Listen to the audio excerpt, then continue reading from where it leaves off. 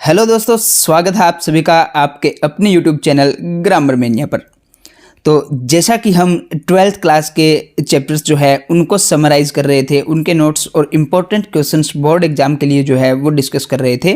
तो इसी सीरीज में आज हम आपके लिए लेकर के आए हैं क्लास 12 से चैप्टर द थर्ड लेवल। ये चैप्टर किस बारे में है, क्या क्या चीज़ें इसके अंदर डिस्कस की हुई है, वो सभी हम आज इस चैप्टर के अंदर पढ़ने वाले हैं पूरा डिटेल के अंदर।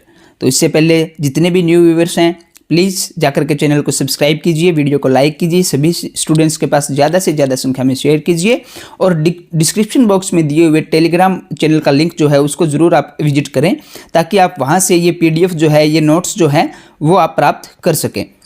तो चलिए देखते हैं। राइटर जो है जैक फिने के द्वारा थर्ड लेवल चैप्टर जो है ये लिखा हुआ है।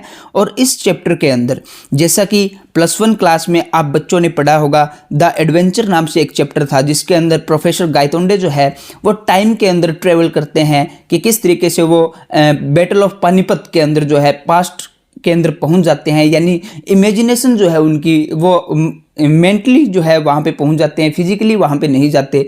तो किस तरीके से वो अपने आप को 1857 के आसपास पाते हैं। तो यही हम आज जो है पढ़ने वाले हैं कि द थर्ड लेवल में उस चैप्टर से मिलता जुलता ऐसा क्या है। तो चलिए आगे बढ़ते हैं इस चैप्टर की समरी की तरफ। चैप्टर जो है ग्रैंड सेंट्रल स्टेशन, यहाँ पे थोड़ा मिसप्रिंटिंग है। ग्रैंड सेंट्रल स्टेशन जो है जो कि न्यूयॉर्क के अंदर है, जिसके अंदर 2 लेवल्स यानी कि एक भूमिगत रेलवे है जिसके अंदर 2 सत्र है वहाँ के। एक पहला सत्र है जिसके अंदर लगभग 20th सेंचुरी के आसपास की ट्रेन्स मिलती है। एक दूसरा सत्र है सेकेंड लेवल जो है, जहाँ पर सब अर्बन एरियाज जो है वहाँ के लिए ट्रेनें छूटती है। तो न्यूयॉर्क के इस ग्रैंड सेंट्रल स्टेशन के अंदर क्या होता है कि एक करेक्टर जो आपका है, main character of the chapter, that is Charlie जो है वो 31 years old and had been on the third level. वो इस बात को मानते हैं, या चार्ली जो है वो एक ऐसे इंसान है जो ये दावा करते हैं कि ग्रैंड सेंट्रल स्टेशन के ऊपर 2 नहीं बल्कि 3 सत्र हैं, जबकि एक्चुअल में वहाँ पर 2 ही सत्र है। लेकिन चार्ली जो है वो ये दावा करते हैं कि मैं तीसरे सत्र पर भी जा करके आया हूँ। चार्ली इस बारे में अपने साइकेट्रिस्ट फ्रेंड जो है, जिनका नाम शेम वेनियर, उनको बताते हैं कि ऐसे ऐसे मैं थर्ड लेवल विजिट करके आया हूँ। लेकिन शेम क्या बोलते हैं उनको, शेम इनको ये बोलते हैं कि ये उनका एक वेकिंग ड्रीम था, वेकिंग ड्रीम फुलफिलमेंट थी। मीन्स क्या है कि ऐसे इमेजिनेशंस थी उनकी, जस्ट ये एक्चुअल में ऐसा कुछ नहीं था। और आगे वो क्या ऐड करते हैं कि मॉडर्न वर्ल्ड जो है ना वो इनसिक्योरिटी से भरा हुआ है, डर से भरा हुआ है, वार्स लड़ाई झगड़े बहुत होते हैं, चिंताएं इंसान के माइंड में काफ़ी होती है। और चार्ली इन सब से स्केप करना चाहता था, दूर जाना चाहता था। तो उसका दिमाग जो है किसी और डायरेक्शन के अंदर लगा हुआ था। इसके बाद according to Charlie's friend, Charlie के दोस्त के अनुसार यानी कि सैम के अनुसार, चार्ली एक और वर्क किया करता था। क्या वर्क करता था? स्टैम्प कलेक्शन का। तो स्टैम्प कलेक्शन का काम जो चार्ली करता था वो एक्टिविटी भी उसका एक टेम्परेरी रिफ्यूज थी, यानी कि एक टेम्परेरी रूप से अपने मेंटल को डाइवर्ट करने की कोशिश करता था स्टैम्प कलेक्शन करके, ताकि वो रियलिटी से बच सके। चार्ली इसके ऊपर क्या कहते हैं, चार्ली जो है इसका विरोध इस बात से करते हैं कि उनके ग्रैंडफादर जो है वो भी कलेक्ट किया करते थे स्टैम्प्स जो है, और उनको किसी तरह के रिफ्यूज की ज़रूरत नहीं थी। यानी कि उनके लाइफ में किसी तरह की ऐसी वॉर वगैरह या डिप्रेशन वगैरह या इस तरह की कोई प्रॉब्लम नहीं थी, बिल्कुल स्मूथ उनकी लाइफ जो है वो चल रही थी। लेकिन उसके बावजूद भी वो स्टैम्प कलेक्शन का काम जो है वो किया करते थे। तो उसको जो है गलत ठहराते हैं चार्ली अपने इस बयान के द्वारा। नेक्स्ट क्या होता है, एक रात की बात होती है, चार्ली जो है अपने ऑफिस में लेट नाइट तक वर्क कर रहे होते हैं और वो जल्दबाजी में होते हैं। तो क्या सोचते हैं कि शायद बस से ज़्यादा मैं सबवे ग्रैंड सेंट्रल स्टेशन से किसी ट्रेन के थ्रू अगर जाऊंगा तो घर जल्दी पहुंच जाऊंगा। तो फैंसी बैंड, यानी कि उसने कोई कैप वगैरह उधर लगा रखी है, जिस तरह के ड्रेस कोड, एक लंबा सा कोट डाल रखा है, उस कैप के बाहर एक बैंड जो है वो लगा हुआ है। तो उसका बताया हुआ किस तरह की ड्रेसिंग कोड है। और स्टेशन पर वो अपने जैसे लगभग डजन मैन जो है, जो दिखने में आदमी जो है उसके जैसी है, उनसे होकर के वो गुजरता है। वो कुछ एक स्टेप्स डाउन चलता है और कहाँ पहुँच जाता है? फर्स्ट लेवल पे। कुछ एक स्टेप्स आगे डाउन स्टेयर्स वो जाता है और वो वहाँ पर सेकंड लेवल पे पहुँच जाता है, जहाँ पर सब अर्बन ट्रेन्स जो है वो छूटती है। फिर वो एक कॉरिडोर के अंदर जो है लॉस्ट यानी कि गुम हो जाता है। और थोड़ी सी बातें और बताई गई है उस स्टेशन के बारे में। आगे क्या है कि वो एक बार एक टनल के अंदर लगभग 1 मील तक आगे बढ़ जाते हैं और रूजवेल्ट होटल की लॉबी के अंदर बाहर निकलते हैं। दूसरी बार क्या होता है, वो उस ग्रैंड सेंट्रल स्टेशन से किसी ऑफिस बिल्डिंग में जो कि 3 ब्लॉक अवे थी उसके स्टेशन से, तो वो एक बार वहाँ पे निकलता है। तो ही थॉट, तो उसके स्टेशन की जो टनल्स जो है, उसके स्टेशन के मेन गेट्स जो है या जो भी है उसके रास्ते जो है, कॉरिडोर्स वगैरह जो है, वो पता नहीं कोई कहीं से निकल रहा था, कोई कहीं पे निकल रहा था, कोई कहीं पे निकल रहा था। तो चार्ली ऐसा बोलते हैं कि शायद ये ग्रैंड सेंट्रल स्टेशन जो है वो एक पेड़ की तरह, पेड़ की शाखाओं की तरह बढ़ रहा था। इस बार जब वो, यानी इस बार किस बार, जब वो घर जाने के लिए लेट हो रहे होते हैं, जल्दबाजी में वो आते हैं, तो वो भी उस सबवे से आ रहे हैं, तो एक गलत कॉरिडोर के अंदर वो एंटर कर जाते हैं। वो चलते रहते हैं, लेफ्ट साइड रन करते हैं, फिर और डाउनवर्ड जाते हैं। वहाँ पर उनको अपने ही पाँव की आवाज़ जो है वो सुनाई दे रही है। फिर कुछ एक लोगों की आवाज़ उसको सुनाई देती है। फिर वो टनल जो है वो बिल्कुल शार्प लेफ्ट टर्न लेती है और कुछ एक स्टेप और डाउनवर्ड जाती है। और एट लास्ट चार्ली जो है वो किस लेवल पे पहुंच जाता है, 3rd लेवल पे पहुंच जाता है। तो ध्यान रखिएगा, एक्चुअल में ऐसा कुछ नहीं हो रहा, सिर्फ उसके इमेजिनेशन जो है, उसकी इमेजिनेशन के अंदर वो चीज़ें चल रही है। 3rd लेवल पे क्या क्या चीज़ें थी? 3rd लेवल के ऊपर बिल्कुल अलग ही नज़ारा था, सब चीज़ें अलग थी। छोटे छोटे कमरे थे, टिकट काउंटर्स जो है वो बहुत कम थे, ब्रास के बने हुए, एक तरह के मेटल जो होते हैं कांस्य के बने हुए थूकदान जो है, स्पिटून्स उधर रखे हुए थे। लाइटें बिल्कुल धीमी जल रही थी क्योंकि वो ऐसे टिमटिमा रही थी, बिकॉज वो ओपन फ्लेम गैस लाइट्स थी। पीपल जो है उन्होंने ड्रेस कोड जो है उनका लगभग 1890 के आसपास का ड्रेस कोड, जो लोग उस समय ड्रेस पहना करते थे उस तरह की ड्रेसेज उन लोगों ने डाल रखी थी। मेन जो है वो उनकी काफ़ी fancy beard, side whiskers, fancy moustaches यानी बड़ी बड़ी मूछें जो है वो रखते थे। दाढ़ी जो है उनकी काफ़ी ज़्यादा फैंसी थी। और एक पुराने समय में चलने वाला छोटा सा लोकोमोटिव भी वहाँ पे देखा गया।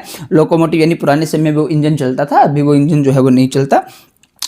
इससे ज़्यादा वहाँ पर एक न्यूज़ बॉय जो था, एक लड़का जो न्यूज़पेपर बेच रहा था, उसके पास द वर्ल्ड नाम के न्यूज़पेपर की कुछ एक कॉपीज थी जो काफ़ी सालों से पब्लिश होना बंद हो चुका था। और इसके ऊपर डेट जो है वो 11 जून 1894 जो है वो लिखी हुई थी। फ्रॉम टिकट विंडो, जब चार्ली टिकट विंडो पे जाता है तो उसको पता चलता है कि टिकट विंडो से वो यूनाइटेड स्टेट में कहीं पर भी जाने के लिए वहाँ से ट्रेन जो है वो अवेलेबल थी। तो वो गाल्सबर्ग उसको बहुत ज़्यादा पसंद है, तो वो गाल्सबर्ग जाना चाहता था। 2 टिकट बुक कराना चाहता है, एक खुद के लिए, दूसरी अपनी वाइफ लुइसा के लिए, कि वो गाल्सबर्ग में जाकर के काफ़ी अच्छे दिन बिताए, क्योंकि वो जगह उसको बहुत ज़्यादा पसंद थी। इसके बाद जैसे ही वो टिकट के लिए पैसे निकालता है तो वहाँ पर पुराने तरह की करेंसी उस समय में हुआ करते थे, लेकिन चार्ली के पास जो है वो नई करेंसी थी। तो उनका साइज, पुरानी करेंसी का उनका साइज भी काफ़ी ज़्यादा बड़ा था मॉडर्न करेंसी से। और क्लर्क जो है चार्ली को पुलिस को बुलाने की धमकी देते हैं, क्योंकि जैसे ही चार्ली उसको रुपए देते हैं, न्यू वाली करेंसी वाले, वो कहते हैं कि ये रुपए नहीं है, रुपए तो ये हैं। पुराने वाले करेंसी जो है वो दिखाते हैं, तुम मुझे फ्रॉड करने की कोशिश कर रहे हो, इसलिए मैं आपको पुलिस के हवाले भी करवा सकता हूँ। तो इसी धमकी सुन करके चार्ली वहाँ से तुरंत ही वापस मुड़ते हैं और जल्दी से बाहर आ जाते हैं। यहाँ पर एक फ़ोटो में दिखाया हुआ है कि किस तरीके के मूछें वगैरह रखते थे, किस तरह के लोग थे, लेडीज़ जो है वो किस तरह के ड्रेस कोड था उनका। अगले दिन क्या होता है, चार्ली जो है सीधा डायरेक्ट पहुंच जाता है पुराने तरह की करेंसी लेने के लिए, कि मैं अभी तो बस जस्ट पुरानी करेंसी परचेज कर लूँगा, एक्सचेंज कर लूँगा, फिर दोबारा 3rd लेवल पे जाऊँगा, 2 टिकट जो है वो गाल्सबर्ग के लिए बुक कराऊंगा और मुझे से वहाँ पर टाइम स्पेंड करूँगा। जैसे ही वो ओल्ड करेंसी के लिए खरीदने के लिए जाता है, $300 वो बैंक से निकलवाता है और ओल्ड करेंसी के उसके जो है 200 रुपये से भी, 200 से भी कम उसको मिलते हैं। और फिर वो बहुत कोशिश करता है कई बार, लेकिन उसको 3rd लेवल का जो कॉरिडोर था वो दोबारा कभी नहीं मिला। मिलता भी कैसे, बिकॉज वो उसकी इमेजिनेशन थी, ऐसा एक्चुअल में कुछ हुआ ही नहीं था। वो ढूंढता रहा लेकिन उसको नहीं मिला। उसने अपनी वाइफ को जब ये बताया तो उसकी वाइफ काफ़ी ज़्यादा चिंतित हो गई और उसने कहा कि आज के बाद तुम बिल्कुल जो है ये 3rd लेवल को ढूंढना बंद कर दोगे। और उसने बंद कर भी दिया। Well he stopped. लेकिन इसके बारे में अक्सर वो अपने गाल्सबर्ग की सुंदरता के बारे में अक्सर अपने साइकेट्रिस्ट फ्रेंड जो है सैम वेनियर, इसके साथ डिस्कस किया करता था। इसके बाद चार्ली क्या करता है, चार्ली 3rd लेवल को ढूंढना बंद कर दिया, लेकिन दोबारा से अपने स्टैम्प कलेक्शन का काम जो है उसके ऊपर ध्यान दिया। उसके ग्रैंडफादर जो है उनके पास भी काफ़ी बड़ा कलेक्शन था, काफ़ी ज़्यादा फर्स्ट डे कवर्स उनके पास थे। फर्स्ट डे कवर क्या होता है, ये काफ़ी ज़्यादा इंपॉर्टेंट पार्ट है। जब भी कोई स्टैंप इश्यू की जाती है तो कलेक्टर्स जो है, स्टैंप कलेक्टर करने वाले, वो उसमें से कुछ एक स्टैंप जो है वो खरीद करके अपने को ही, खुद को ही मेल कर लिया करते थे, क्योंकि उनको तो कलेक्शन करना होता था स्टैंप्स का। और उसको एक फर्स्ट डे कवर बोला जाता था। और उसके अंदर जो उस एनवलप, जो लिफाफा जो था, जिसके अंदर एक पेज जो हुआ करता था, वो बिल्कुल खाली होता था, ब्लैंक पेज हुआ करता था। तो यानी सिंपल सी बात है कि जिस दिन इश्यू हुई कोई स्टैंप, उस दिन ही अपने को मेल करके उसके अंदर एक एनवलप में खाली जो है वो कागज़ जो है वो डाल करके खुद के पास उस स्टैंप को कलेक्ट कर लिया करते थे, मेल कर दिया करते थे। उसको फर्स्ट डे कवर जो है वो बोला जाता था। एक बार चार्ली ऐसे ही फर्स्ट डे कवर के साथ लगा हुआ था। तो फर्स्ट डे कवर जो है उसके अंदर उनको अपने ग्रैंडफादर के पास एक कलेक्शन के अंदर से एक फर्स्ट डे कवर मिला। और गाल्सबर्ग में जब उसके ग्रैंडफादर उधर थे तो वहाँ का एक एड्रेस जो है वो उनको मिला, उसके ऊपर लिखा हुआ। उसके ऊपर फर्स्ट डे कवर के ऊपर डेट क्या लिखी हुई थी? 18 जुलाई 1894। और उसके खास बात जो है इसकी क्या थी, अक्सर फर्स्ट डे कवर के अंदर जो कागज़ हुआ करता था वो खाली होता था, लेकिन ये वाला फर्स्ट डे कवर जो है इसके अंदर का कागज़ बिल्कुल भी ब्लैंक नहीं था, इसमें कुछ लिखा हुआ था। और ये एक लेटर लिखा हुआ था, किसके द्वारा? उसके फ्रेंड शेम के द्वारा। शेम के द्वारा ये क्या चीज़ जो है लिखी हुई थी, उसके अंदर सबसे पहले एड्रेस जो है ऊपर ये गिवन है, गाल्सबर्ग का 19 जुलाई 1894। चार्ली जो है, चार्ली को लिखा गया है ये पत्र। क्या लिखा गया है कि यू वर राइट चार्ली, कि चार्ली तुम सही थे, and it's true I found the third level. Sam ये बात बोलते हैं कि मुझे थर्ड लेवल मिल गया है और मैं लगभग 2 हफ्तों से यहाँ पर हूँ, और अभी मैं एक स्ट्रीट के अंदर बैठा हूँ जहाँ पर कुछ एक लोगों के पियानो जो है बजाने की आवाज़ें सुनाई दे रही है, वो लोग गाना गा रहे हैं। और वो चार्ली को बोलते हैं, Charlie and Louisa please come on back, कि आप भी जो है वापस आ जाइए, जब तक तुम्हें थर्ड लेवल नहीं मिलता तब तक इसकी तलाश करते रहिए, and believe me it's true, कि ये बिल्कुल एग्जिस्ट करता है, मेरा विश्वास कीजिए। सेम। तो इसके बाद लेटर, स्पेलिंग मिस्टेक है थोड़ी सी, letter Charlie found from stamp and coin store. बाद में चार्ली जो है स्टैम्प और कॉइन स्टोर के पास उधर जब जाता है तो उसको पता लगता है कि उसका फ्रेंड शेम जो है उसने $800 जो है उसको एक्सचेंज करवाया था ओल्ड स्टाइल करेंसी के अंदर। चार्ली ने सोचा कि शेम जो है वो इन रुपयों से वहाँ पर फीड एंड ग्रेन, यानी कि पशुओं का चारा जो होता है या अनाज का जो है एक बिजनेस जो है वो शुरू करना चाहते थे, क्योंकि उनको सेम वेनियर को ये बिजनेस बहुत ज़्यादा पसंद था। और गाल्सबर्ग के अंदर 1894 में उनका जो साइकेट्रिस्ट जो बिजनेस जो था उसका कोई स्कोप नहीं था, यानी उसके काम की कोई वैल्यू नहीं थी उस समय में। तो शायद वो $800 जो है एक्सचेंज इसीलिए करवाए हो गए उसने कि वहाँ पर वो अपना खुद का बिजनेस जो है वो शुरू कर सके। तो ये आपका कंप्लीट चैप्टर जो है थर्ड लेवल। और इसके अंदर कुछ एक और इम्पोर्टेंट पॉइंट्स जो है कि ये स्टोरी जो है वो 2 डिफरेंट लेवल के अंदर जो है स्पेस एंड टाइम के अंदर ट्रेवल करती रहती है। और ये टाइम पीरियड जो है 1890 का और मॉडर्न टाइम 2 टाइम का डिस्कस किया हुआ है। The story centres around the theme of fantasy and reality, imagination और वास्तविकता, कल्पना और वास्तविकता जो है उसके इर्द गिर्द जो है पूरी स्टोरी जो है वो घूमती रहती है। फर्स्ट लेवल पे जो है 20th सेंचुरी के जैसी ट्रेनें मिलती है, सेकंड लेवल पे जो है सबर्बन ट्रेन्स जो है वो मिलती है, और थर्ड लेवल जो है वहाँ पर यूनाइटेड स्टेट के लिए जो है कहीं की भी आप टिकट जो है वो बुक करवा सकते हो। वहाँ पर लोगों ने डरबाई हेट यानी कि झालर वाली जो चारों साइड जो गोल जो टोपी होती है वो कैप जो है वो लगा रखी है। 4 button suits with tiny lapels, 4 button वाले सूट्स जो है वो लगा रखे हैं, जिनकी कॉलर के ऊपर काफ़ी 1-2 लेयर्स जो है वो बनी हुई है, लेपल्स जो है वो बने हुए हैं।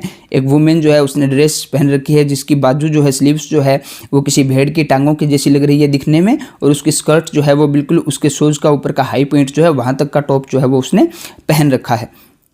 तो ये आप बता सकते हो कि क्या क्या चीज़ें थी वहाँ पर थर्ड लेवल पर। इंपॉर्टेंट क्वेश्चन जो है इस चैप्टर से वो कौन से रहेंगे आपके तो इसमें आपका फर्स्ट क्वेश्चन जो आता है कि आपको चार्ली का एक्सपीरियंस बताना है थर्ड लेवल पे। तो आप चार्ली जो है थर्ड लेवल पे कैसा अनुभव उसका रहता है, क्या क्या चीज़ें वो देखता है, जैसे कि वहाँ किस तरह के स्पीटून्स रखे हुए हैं, वहाँ के लोकोमोटिव इंजन के बारे में, वहाँ न्यूज़ बॉय जो है उस अखबार का जिक्र होता है, वहाँ के लोग किस तरह के हैं, किस तरह की ड्रेस उन्होंने पहन रखी है, काफ़ी छोटे कमरे हैं, टिकट विंडो बहुत कम है। तो वो सारी चीज़ें आप इसके अंदर एक लॉन्ग आंसर टाइप क्वेश्चन आपका बन जाता है, वो एक्सप्लेन आप कर सकते हो। थर्ड लेवल किस चीज़ से रेफर करता है, थर्ड लेवल जो है कि आप बता सकते हो कि ग्रांड सेंट्रल स्टेशन के ऊपर 2 लेवल एग्जिस्ट करते हैं, लेकिन चार्ली जो है वो 3rd लेवल के ऊपर, जो कि एक चार्ली की इमेजिनेशन है।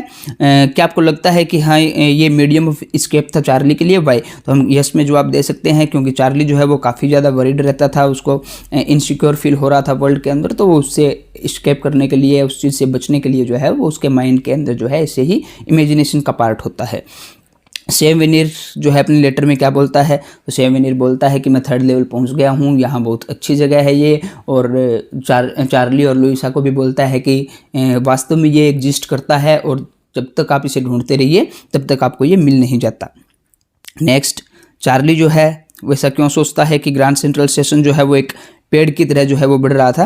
तो सिंपल सा आंसर है कि चार्ली जब वहाँ पर जाता है तो अक्सर किसी न किसी कॉरिडोर के अंदर जो है वो गुम हो जाता है। कभी वो किसी रूजवेल्ट होटल के लॉबी के अंदर निकलता है, कभी वो किसी ऑफिस बिल्डिंग के अंदर निकलता है, तो उसको ये लगता है कि इसके टनल्स जो हैं, इसके अंदर कॉरिडोर्स जो हैं वो बढ़ते ही जा रहे हैं। तो वो बोलते हैं कि ये किसी पेड़ की ब्रांचेज की तरह जो है या रूट्स की तरह जो है वो ग्रो कर रहा है।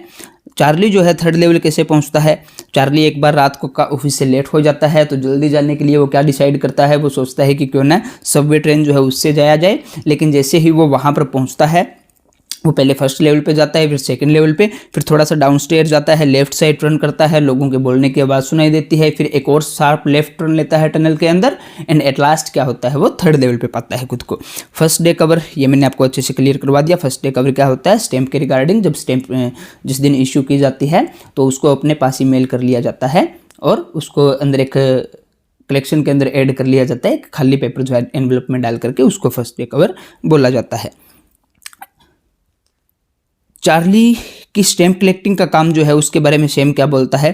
तो सेम जो है ये बोलता है कि ये एक टेम्परेरी रिफ्यूज है। मॉडर्न वर्ल्ड काफ़ी इनसिक्योर है, वॉर काफ़ी होती है, काफ़ी फियर वहाँ मॉडर्न वर्ल्ड के अंदर है, काफ़ी वरीज वहाँ पर है, तो ये सिर्फ एक मीडियम ऑफ स्केप बताते हैं सेम वेनियर स्टैम्प कलेक्शन के इस काम को। एपिसोड लिखना है चार्ली और कलर के बीच का, तो सिंपल सा आंसर है इसका। चार्ली जो है 2 टिकट खरीदना चाहता है, खुद के लिए, एक अपनी वाइफ के लिए, लुइसा के लिए, गाल्सबर्ग जाने के लिए, लेकिन जैसे ही वो उसको रुपए देता है तो वो न्यू करेंसी देता है, लेकिन वहाँ पर पुराने तरह की करेंसी जो है वो चलती है। तो इसलिए जो है क्लर्क जो है वो उसको धमकी देता है कि तुम मुझे पागल बनाने की कोशिश कर रहे हो, तुम मुझे ठगना चाहते हो, तो मैं पुलिस को भी बुला सकता हूँ। तो इस तरह की कन्वर्सेशन उसके बीच होती है। तो ये आपका chapter the 3rd level, I hope so आपको अच्छे से क्लियर हो गया होगा। काफ़ी ज़्यादा important long answer type question जो है बोर्ड एग्जाम में इसके अंदर आने के चांसेस रहते हैं। खास करके वो क्वेश्चन, चार्ली की विजिट को बताइए 3rd लेवल के ऊपर कि कैसी रही उसकी विजिट, डिस्क्राइब करना है, वो काफ़ी ज़्यादा इंपॉर्टेंट क्वेश्चन है। तो आई होप सो कि आपको ये चैप्टर अच्छे से क्लियर हो गया होगा। ये नोट्स जो है वो मैंने डाल दिए हैं आपके टेलीग्राम चैनल के ऊपर, ग्रामर मेनिया के ऊपर, जहाँ से आप इनको डाउनलोड जो है वो कर सकते हो। और बाकी सभी पोइम्स जो है उनके नोट्स भी वहाँ पर 12th क्लास के सभी पोइम्स के नोट डाल दिए गए हैं, और चैप्टर्स जो है उनके नोट्स भी जो है वहाँ पर मैंने लगभग जो है वो डाल दिए हैं। तो आप सभी नोट्स जो है वो वहाँ से डाउनलोड कर सकते हो, और अच्छे से मन लगा करके, बिल्कुल प्री बोर्ड्स भी जो है अभी बच्चों के जो है, कुछ बच्चों के स्कूलों में शुरू हो गए हैं, कुछ स्कूलों में होने वाले हैं, तो मन लगाकर आप अच्छे से मेहनत करें। और आई थिंक ये वीडियोज़ आपके लिए काफ़ी ज़्यादा हेल्पफुल रहती होगी। सो ज़्यादा से ज़्यादा शेयरिंग जो है वो करते रहिए, लगातार जो है मुझे आप बताते भी रहिए कि आपको किस चैप्टर के ऊपर वीडियो चाहिए। जिस चैप्टर पे आपको वीडियो चाहिएगी उस चैप्टर के ऊपर जो है आपको जल्द ही वीडियो बना करके मैं डाल दूंगा। So thank you and have a nice day and have a great time.